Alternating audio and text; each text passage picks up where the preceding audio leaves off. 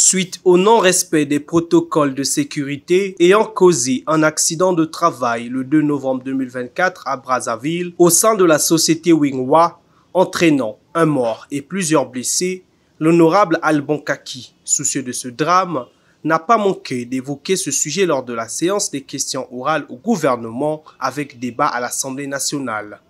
Interpellant le ministre d'État, ministre de la fonction publique, du travail et de la sécurité sociale. Monsieur le ministre d'État, ministre de la fonction publique, ministre du travail et de la sécurité sociale,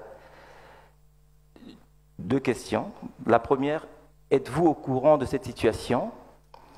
Si oui, quelles sont les mesures qui ont été prises face à la société Wingwa EEP, laquelle visiblement laisse travailler ses employés sans mesures de sécurité? La deuxième question, quelles sont les mesures de façon générale prises par l'inspection du travail afin de pouvoir contraindre les entreprises locales à pouvoir mettre en place les plans d'hygiène, sécurité, environnement afin de garantir la sécurité des employés et quelles sont les sanctions prévues?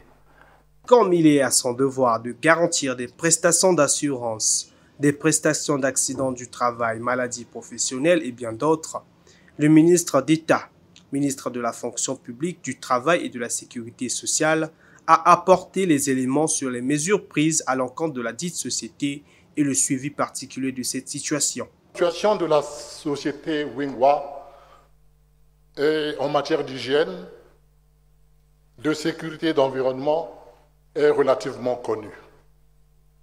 Elle va au-delà de la compétence, de la seule compétence du ministère en charge du travail.